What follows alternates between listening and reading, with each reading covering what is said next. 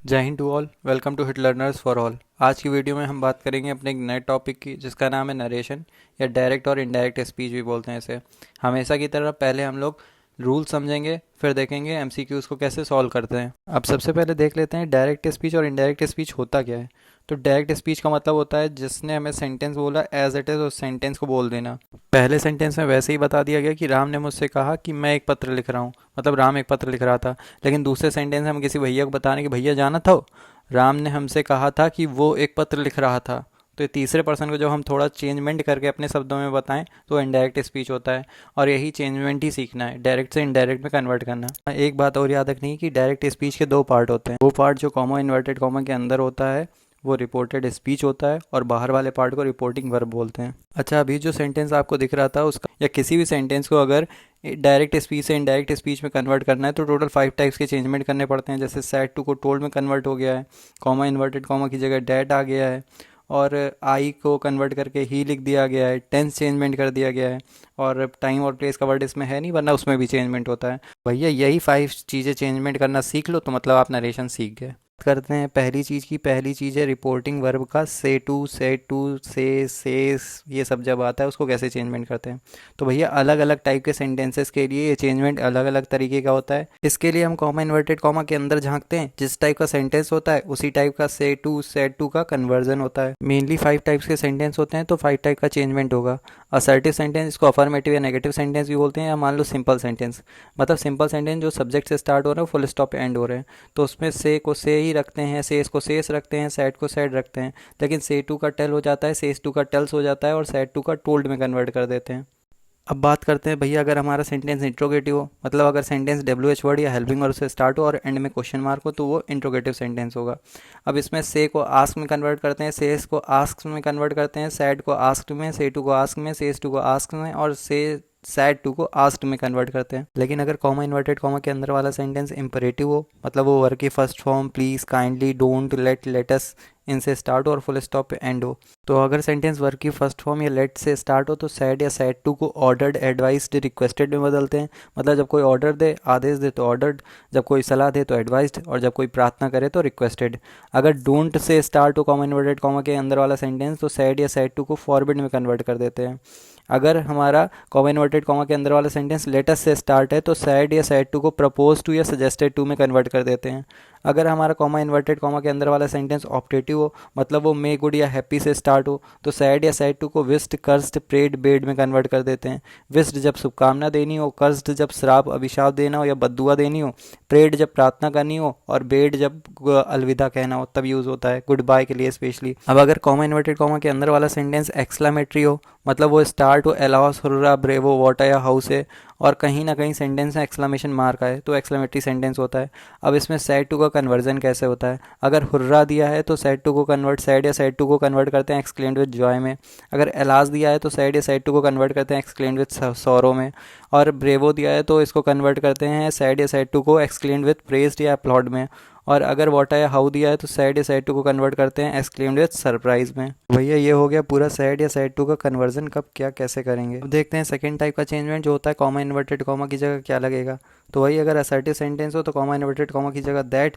अगर interrogative sentence हो और हेल्पिंग वर्ड से स्टार्ट होने वाला हो तो कॉमा इन्वर्टेड कॉमा की जगह इफ़ या वेदर। और अगर डब्ल्यू एच वर्ड से स्टार्ट हो तो कॉमा इन्वर्टेड कॉमा की जगह भाई डब्ल्यू एच वर्ड ही लगा देते हैं। अगर हमारा इंपरेटिव सेंटेंस है और वर्ब की फर्स्ट फॉर्म लेट, डोंट से स्टार्ट है तो कॉमा इन्वर्टेड कॉमा की जगह टू लगाते हैं, और अगर लेटर से स्टार्ट है तो दैट लगाते हैं। ऑप्टेटिव सेंटेंस में जनरली कॉमा इन्वर्टेड कॉमा का हटा कोई कनेक्टिव नहीं यूज़ किया जाता है, और एक्सक्लेमेटरी सेंटेंस में कॉमा इन्वर्टेड कॉमा को हटाकर दैट लगा देते हैं। अब बात करते हैं प्रोनाउन का चेंजमेंट की। प्रोनाउन के चेंजमेंट के लिए बहुत फेमस रूल चलता है सन/1 2 3 का रूल। अब इसमें होता क्या है, इसका फुल फॉर्म है सब्जेक्ट ऑब्जेक्ट नो चेंज, नीचे फर्स्ट पर्सन, सेकंड पर्सन और थर्ड पर्सन। इसका मतलब है कि अगर कॉमा इन्वर्टेड कॉमा के अंदर फर्स्ट पर्सन आता है तो वो कॉमा इन्वर्टेड कॉमा के बाहर वाले सब्जेक्ट के अकॉर्डिंग चेंज होगा। अगर कॉमा इन्वर्टेड कॉमा के अंदर सेकंड पर्सन आता है तो वो कॉमा इन्वर्टेड कॉमा के बाहर वाले ऑब्जेक्ट के अकॉर्डिंग चेंज होता है। और अगर कॉमा इन्वर्टेड कॉमा के अंदर थर्ड पर्सन आता है तो उसको चेंज नहीं करते हैं। फर्स्ट पर्सन में आई और वी आते हैं, सेकेंड पर्सन में यू आता है केवल, और थर्ड पर्सन में ही, सी, इट और दे आते हैं। बात करते हैं अपने अगले चेंजमेंट की जिसका नाम है टेंस का चेंजमेंट। तो दुनिया जहान का टेंस का चार्ट यहाँ दिया गया है, सारे टाइप के टेंस और उनकी हेल्पिंग वर्ब दी गई है। लेकिन अगर हम डायरेक्ट स्पीच को इनडायरेक्ट स्पीच में कन्वर्ट कर रहे हैं तो टेंस का चेंजमेंट कैसे होगा, चलो देखते हैं। डायरेक्ट इनडायरेक्ट में टेंस चेंजमेंट में सारे प्रेजेंट के पास्ट में चले जाते हैं। प्रेजेंट इंडेफिनिट पास्ट इंडेफिनिट में, प्रेजेंट कॉन्टीन्यूअस पास्ट कॉन्टीन्यूअस में, प्रेजेंट परफेक्ट पास्ट परफेक्ट में, present perfect continuous past perfect continuous में कन्वर्ट हो जाता है। पास्ट में टेंस चेंजमेंट का रूल थोड़ा सा डिफरेंट है। पास्ट इंडेफिनिट कन्वर्ट होता है तीसरे वाले में, मतलब पास्ट इंडेफिनिट कन्वर्ट होता है पास्ट परफेक्ट में, और पास्ट कॉन्टीन्यूअस कन्वर्ट होता है पास्ट परफेक्ट कॉन्टीन्यूअस में। और दो टाइप्स के सेंटेंसेस का इंडायरेक्ट नहीं बनता है, पास्ट परफेक्ट का और पास्ट परफेक्ट कॉन्टीन्यूअस का। और फ्यूचर में तो कोई टेंशन लेनी ही नहीं, फ्यूचर में तो सिंपल याद रखना है कि जहाँ लगाना हो विल वहाँ लगाएंगे वुड, जहाँ लगाना हो सेल वहाँ लगाएंगे शुड। अब ये जो अभी टेंस चेंजमेंट देखा उसका एक दूसरा फॉर्म है कि अगर वर्ब की फर्स्ट फॉर्म या वर्ब की फर्स्ट फॉर्म के साथ एस और ई एस दे दिया जाए तो वर्ब की सेकंड फॉर्म का यूज़ करेंगे। अगर डू नॉट या डज नॉट दिया जाए तो डिड का यूज़ करेंगे। अगर इज एम आर दिया जाए तो वॉज वर्ब में कन्वर्ट कर देंगे, और अगर हैज़ हैव दिया तो हैड में कन्वर्ट कर देंगे। वर्ब की second form did plus verb की फर्स्ट फॉर्म दिया हो तो हैड प्लस वर्ब की थर्ड फॉर्म में कन्वर्ट कर देंगे। वॉज वर्ब दिया हो तो हैड बीन में कन्वर्ट कर देंगे। विल सेल दिया हो तो वुड शुड में कन्वर्ट कर देंगे। अगर कैन या मे दिया है तो कैन को कुड में, मे को माइट में कन्वर्ट कर देंगे। अगर वुड शुड मस्ट माइट दिया है तो ये सब चेंज नहीं होते हैं इनडायरेक्ट बनाते टाइम। अब नेक्स्ट और लास्ट चेंजमेंट देखते हैं, वो है टाइम और प्लेस वाले, नियरनेस वाले वर्ड को फॉरनेस वाले वर्ड में कन्वर्ट करना। जैसे दिस को दैट में, नाउ को देन में, हेयर को देयर में, एगो को बिफोर में, टुडे को दैट डे में, टू नाइट को दैट नाइट में, यस्टरडे को द डे बिफोर, टुमारो को द नेक्स्ट डे में, last month, last week, last year को the previous month, the previous week, the previous year में कन्वर्ट कर देते हैं। अच्छा, ये सारे टाइप्स के रूल्स तो हो गए, लेकिन आप लोग के एग्ज़ाम में एमसीक्यूज़ आते हैं और एमसीक्यूज़ का सॉल्यूशन कभी कभी इन रूल्स के अकॉर्डिंग ना होकर अपने मन से होगा। मतलब फिर हम ऑप्शन के अकॉर्डिंग सही या गलत की पहचान करेंगे। अब भैया ये हो गए सारे टाइप्स के रूल। अब आओ इन्हीं रूल पे बेस्ड एमसीक्यूज़ देखते हैं। पहला एमसीक्यू इसी ईयर के बोर्ड एग्जामिनेशन में, मतलब आईसीएसई 2025 में पूछा गया था।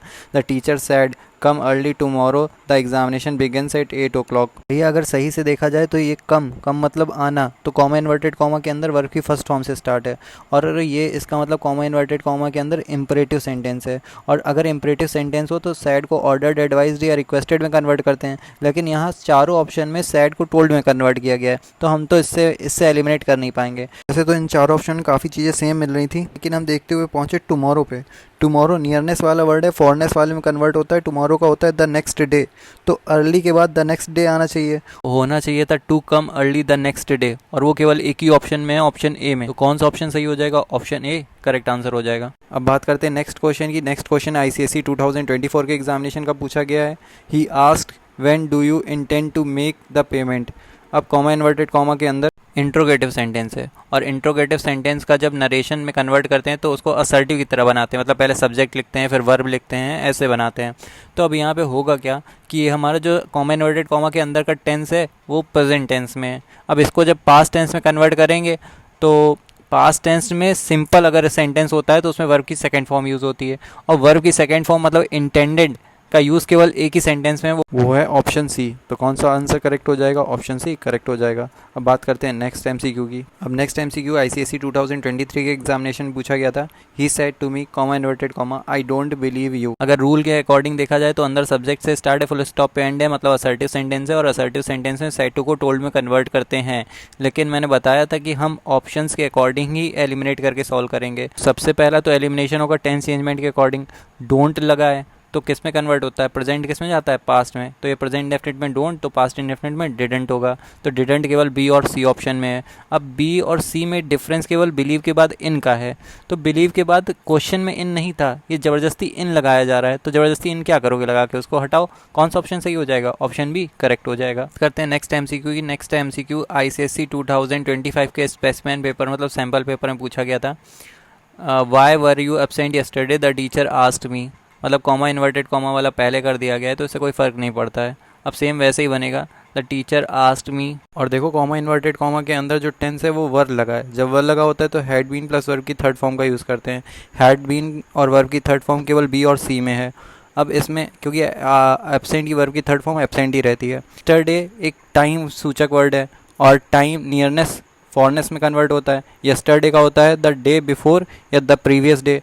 तो हैड बीन, एब्सेंट और द डे बिफोर ये केवल एक ही ऑप्शन में है। कौन से ऑप्शन में, ऑप्शन सी। तो कौन सा ऑप्शन करेक्ट हो जाएगा, ऑप्शन सी करेक्ट हो जाएगा। अब बात करते हैं नेक्स्ट एमसीक्यू की। Next MCQ ICSE specimen paper 2024 में पूछा गया था। I am going to watch my friends play tomorrow, she said. Inverted comma के अंदर टेंस में एम है, इज एम आ रहा है तो टेंस कन्वर्ट होता है वॉज या वर में। तो कौन सा ऑप्शन में, केवल सी और डी ऑप्शन में अंदर वॉज दिया गया है। उसके बाद माई फ्रेंड्स अंदर है माई friends play.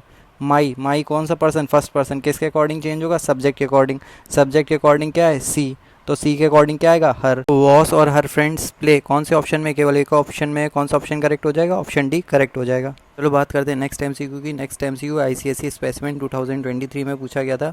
The captain said it gives me great pleasure to be here this evening. सबसे पहले कॉमा इन्वर्टेड कॉमा के अंदर अगर वर्ब की फर्स्ट फॉर्म के साथ एस या ई एस लगाओ तो वो वर्ब की सेकंड फॉर्म में कन्वर्ट हो जाएगा। गिव्स लिखा है तो गेव में कन्वर्ट होगा, गेव केवल सी और डी ऑप्शन में है। इसके बाद हेयर और देयर जो वर्ड दिए गए कॉमा इन्वर्टेड कॉमा के अंदर वो नियरनेस वाले हैं। हेयर कन्वर्ट होता है देयर में, दिस कन्वर्ट होता है दैट में। तो गेव, देयर और दैट जिस ऑप्शन में वही ऑप्शन करेक्ट हो जाएगा। कौन सा ऑप्शन करेक्ट हो जाएगा, ऑप्शन डी करेक्ट हो जाएगा। बात करते हैं कुछ और क्वेश्चन जो प्रीवियस ईयर क्वेश्चंस में आए पूछे गए हैं। इन सारे क्वेश्चंस को आप सॉल्व करिएगा। आई होप अब इस टॉपिक से रिलेटेड सारे डाउट्स आपके क्लियर हो गए होंगे। अगर फिर भी कोई डाउट बचता है तो आप कमेंट बॉक्स में पूछ सकते हैं। मिलते हैं नेक्स्ट वीडियो में नेक्स्ट टॉपिक के साथ, तब तक के लिए जय हिंद।